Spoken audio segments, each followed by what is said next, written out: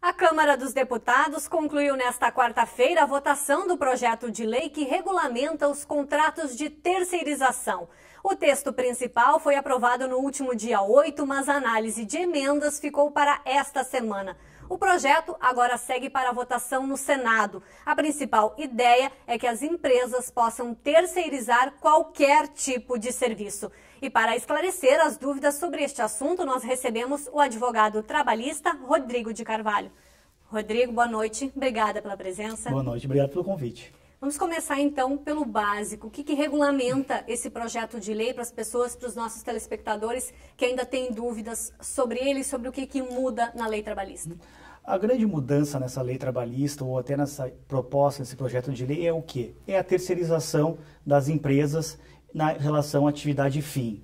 Atualmente, o que pode ser terceirizado é a atividade meio, ou seja, serviços de limpeza, de segurança. Atualmente, foi aprovada a emenda que a terceirização pode ser de qualquer tipo de atividade. E isso vai ter um grande reflexo na sociedade.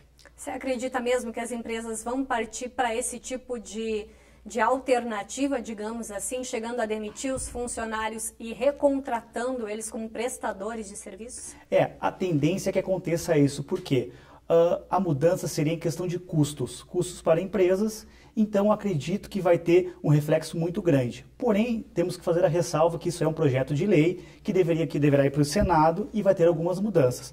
Mas acredito que vai ter sim esse acolhimento por parte das empresas e dos empresários. São todos os tipos de serviços, todas as empresas de todos os segmentos que podem fazer isso? Vai ser todas as empresas do ramo privado. O setor público continua normal, até em relação a concursos públicos, isso fica normal. Mas todas as empresas do setor privado podem fazer a terceirização dos seus serviços. E ontem foram votadas, regulamentadas duas emendas bem importantes, né? Isso.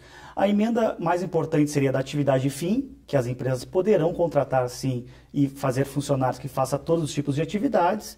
E em relação à responsabilidade solidária, o que seria? A empresa contrata uma empresa terceirizada, porém tem que cumprir todos os requisitos de obrigações trabalhistas e previdenciárias.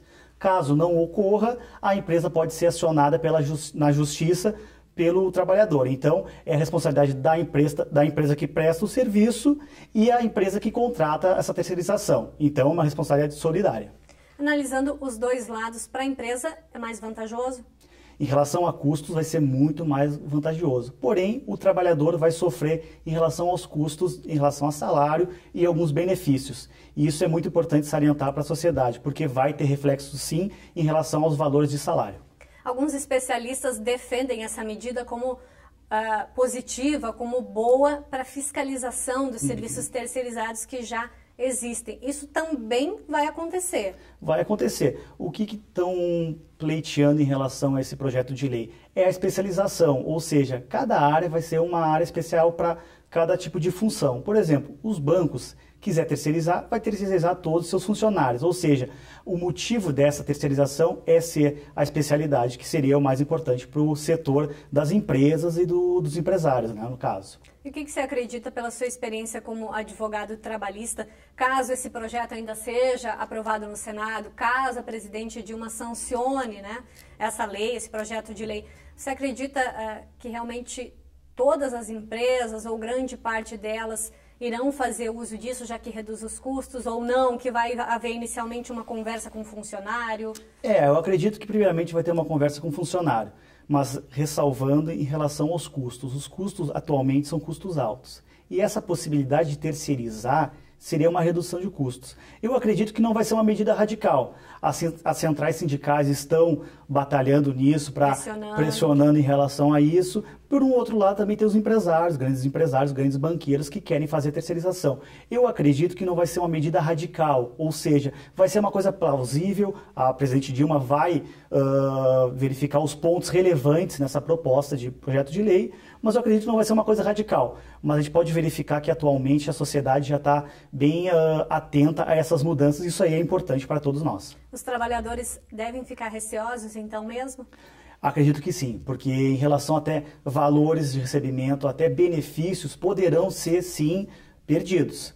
Mas a ideia da isonomia salarial que tem que ser colocada em pauta, ou seja, o trabalhador não deverá nunca diminuir seu salário, seus vencimentos. Porém, o lado ruim desse projeto de lei seria o quê? O baixo custo dos vencimentos. Então, é um assunto que ainda vai ser debatido, é um assunto que vai ter muitas coisas a ser discutidas no Senado e acredito que a gente tem que acompanhar juntamente com o público. Realmente todos têm que ficar ligados, porque envolve todos nós. Inclusive. Todos nós, estamos todos baseados nisso, né? E temos que ficar atentos a essas mudanças. Perfeito. Rodrigo, obrigada pela presença aqui com a gente. Muito obrigado.